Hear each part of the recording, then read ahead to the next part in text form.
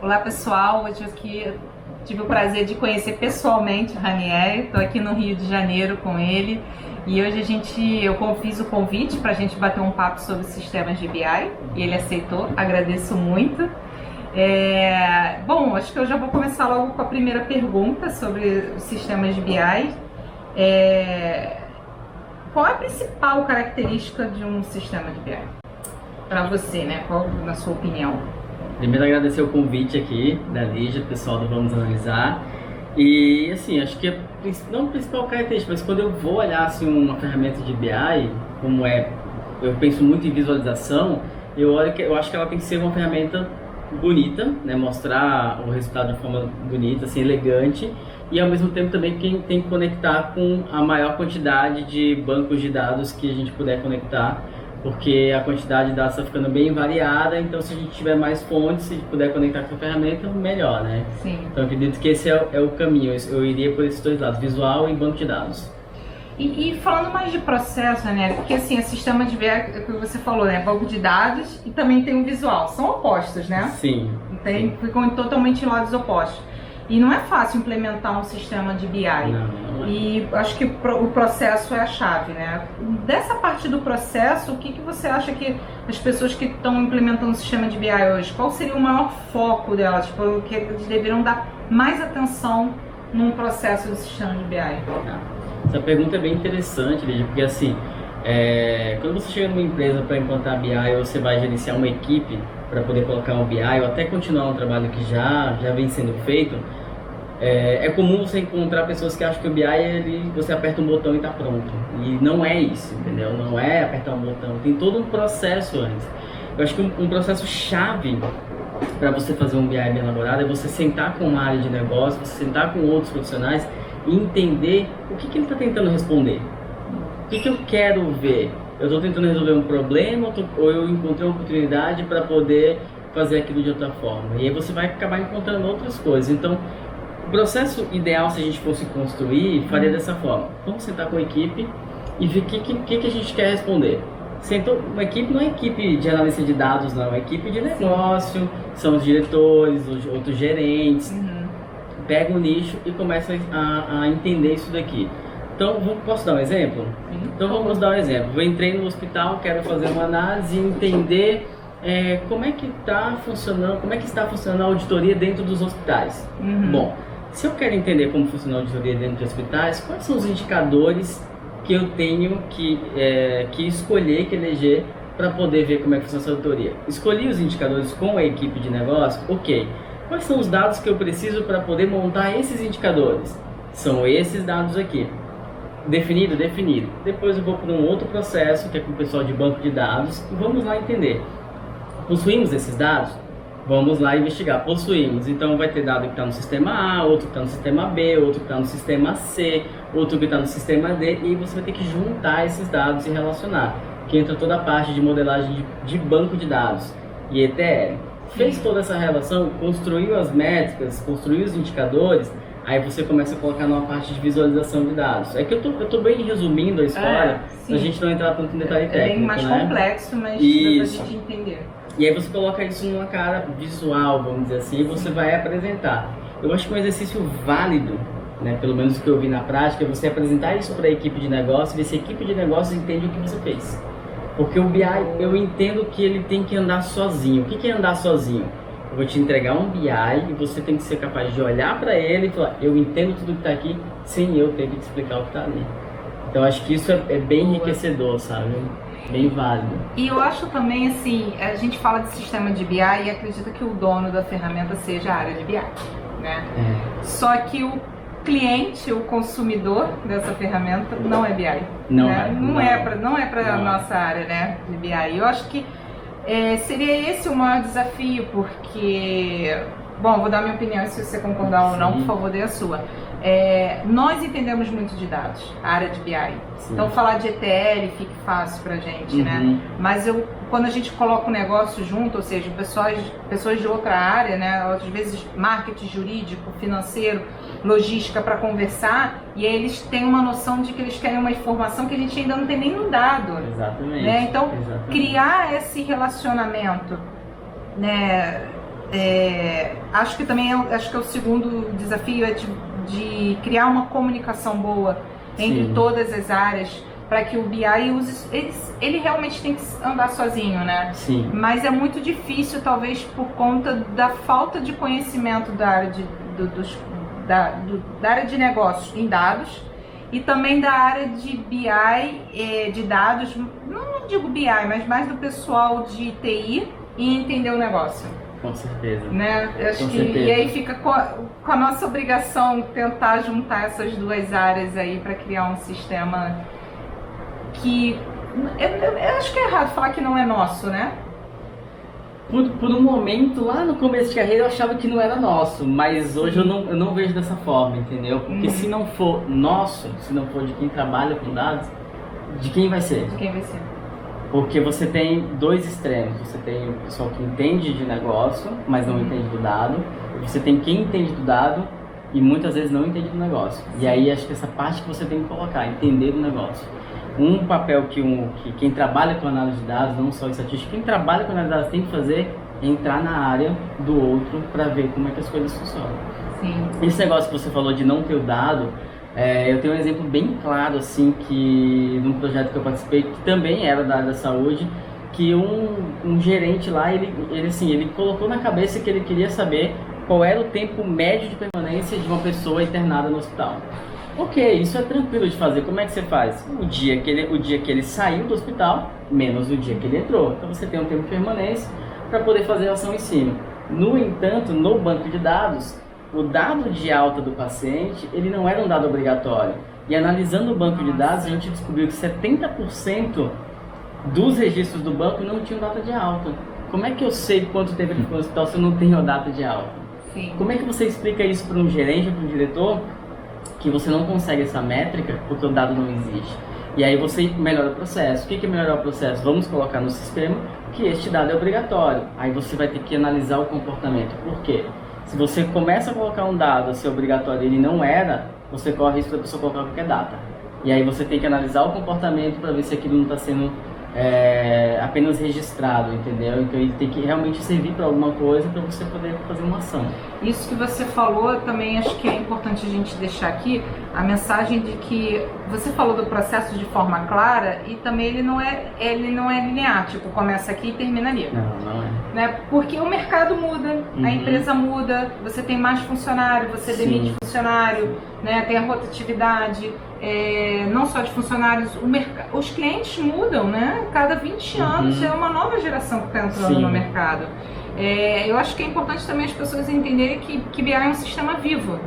Muito vivo. Muito vivo. Muito e que às vivo. vezes ele vai por um caminho, por mais que a gente não queira, ele vai para o caminho. Eu acho que é importante que as pessoas entendam, as empresas entendam, que é um sistema que ele tem que rodar sozinho, mas sendo monitorado 24 horas por dia. Exatamente.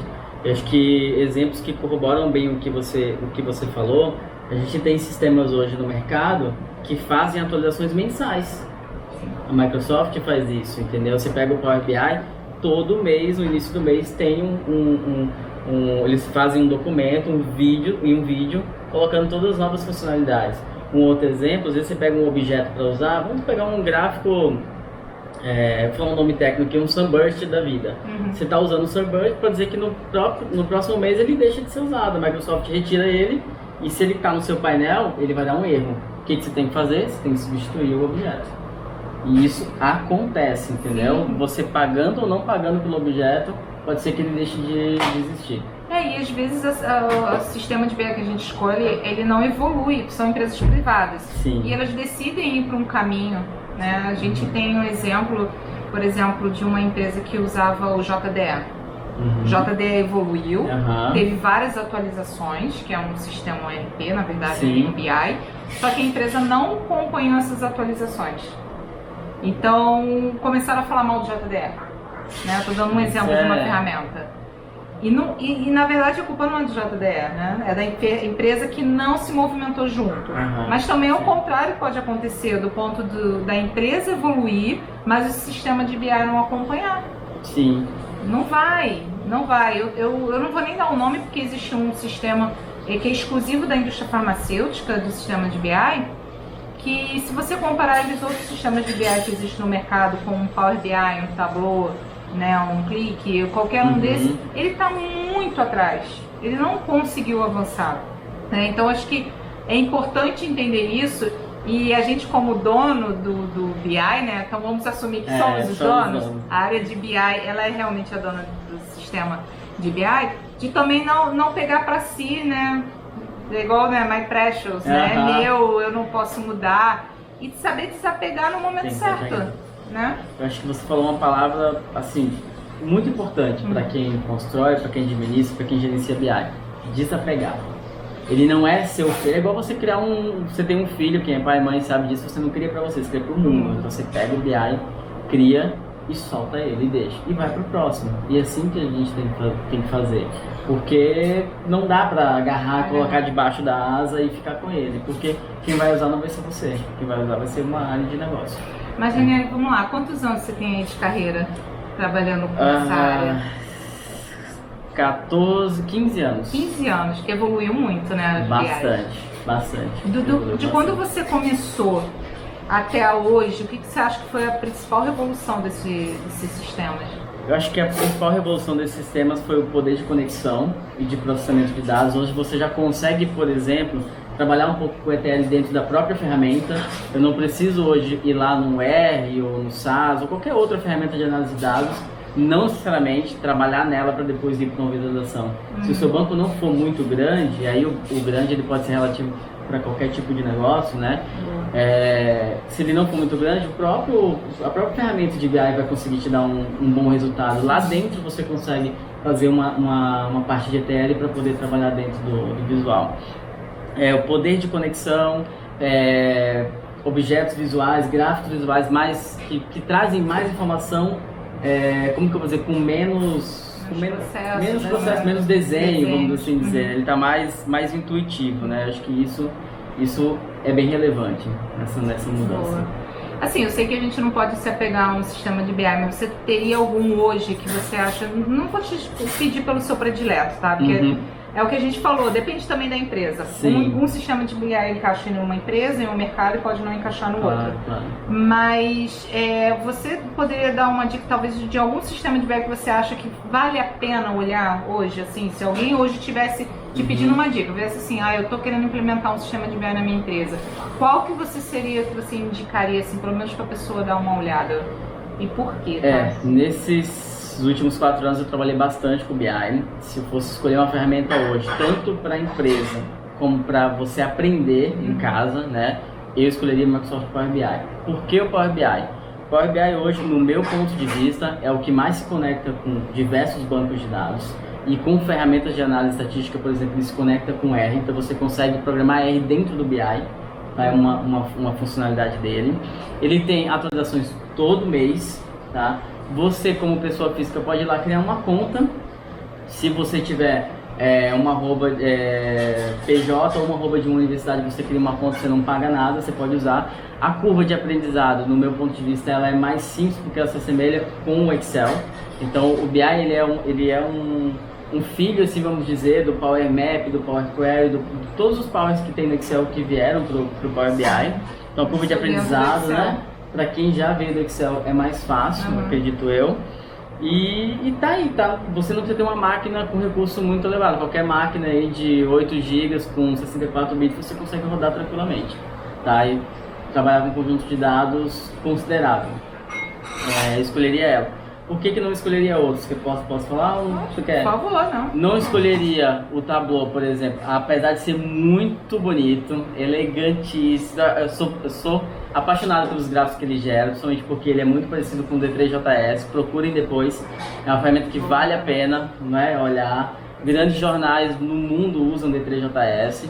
É a que mais se assemelha, mas tem uma curva de aprendizado, no meu ponto de vista, mais elevada. Mas vale a pena dar uma olhada na ferramenta. E não escolheria o Click View, não o Sense, porque eu acho que ele ficou muito para trás e ele não acompanha a evolução do mercado. Aí a gente tem outros que eu acho que não são tão relevantes, que não vou citar aqui para o vídeo não ficar muito alongado, mas Power BI começa por ele. Eu acho que vale a pena. Empresas. Experiência própria. Começamos com Power BI numa empresa que eu trabalhei uns 3 anos atrás. né, tranquilo, banco de dados consideravelmente grande. A gente está falando aqui de 1 milhão de clientes. Começamos, só que conforme as pessoas foram usando, isso estava no servidor, ele não vai aumentando. Então você tem que aumentar a capacidade, você tem que escalar o Power BI. Escala o Power BI e aí você tem que pagar para a Microsoft. Aí tem 5 escalas, que vai do A1 a 5. E aí é isso, gente. Não tem nada de graça nesse mundo. Pagamento é em dólar e vai até o A5, você pode chegar até 25 mil reais por mês. Vale a pena? Muito, porque você pode ganhar muito mais que 25 mil reais por mês com uma ferramenta bem feita. E ter cuidado com isso que você falou, né, de graça, do pago, né? Existem outras ferramentas, existe a do Google, né? Sim. Que é de graça, mas ela é muito limitada em outras coisas, né? Então, assim, isso eu acho que é um ponto importante também das pessoas entenderem, das empresas quando forem contratar uma ferramenta de BI. O custo é uma ferramenta muito importante, quer dizer, uma ferramenta é um ponto muito importante. Porque às vezes você começa um projeto, não, eu vou gastar X. Só que durante o projeto, esse valor vai aumentando e você não consegue terminar a implementação dele. Então, no final das contas, você só perdeu tempo. Então, é importante você ver isso também. Quantas pessoas vão ter acesso, o que eu vou precisar, o que eu não vou ter. A questão preço também, ele pesa muito, entendeu? Porque, mais uma vez, eu tenho uma ferramenta de graça, que é o Google. Tem uma Power BI que está, acho que, na média do mercado. E tem uma Tableau, que é muito mais cara. Mas dependendo do que eu faça, você não pega um jato para ir do Rio para São Paulo, né? Então talvez você não precise do Tableau. Sim. Entendeu? Então acho que é isso que é importante também da gente deixar na mensagem, né? Achar a ferramenta ideal para a sua empresa não é uma tarefa fácil, porque existem muitas ferramentas boas no mercado, mas eu acho que antes de entender a ferramenta, as pessoas têm que entender da empresa, né? Tem que entender da empresa. Que é aquilo que você falou lá no início. Qual é o KPI, sentar com a área, discutir, fechar um plano, ver qual é o mais importante, né? Com certeza. Ótimo. Acho que é isso. Se eu posso dar uma dica só no final, se eu puder dar uma dica com tudo isso que a gente falou, que é uma coisa que eu aprendi no mercado, que foi o seguinte: a gente monta todo esse processo com a equipe de negócios, constrói o BI, entrega na mão das pessoas, dos profissionais, para que elas possam usar. E mesmo assim, elas vão errar. Por quê? Porque elas não têm o mesmo mindset que você que construiu. Então, o que eu aprendi nesse tempo? E é muito válido. No começo eu não aceitei muito bem, mas agora eu entendo que isso é necessário. Fez o BI, separa algumas pessoas da sua equipe e treina a equipe de negócio. Vai lá no setor, coloca numa tela, coloca no computador e treina como usar, porque você sabe como usar, mas eles não sabem. E isso é muito importante para que eles não usem a ferramenta de uma forma errada e digam que os dados estão errados, porque eles não estão. Acho que essa seria a mensagem. Ótimo. Muito obrigada, Aniele. Foi um prazer te conhecer pessoalmente. Fiquei muito feliz que a gente conseguiu juntar as agendas.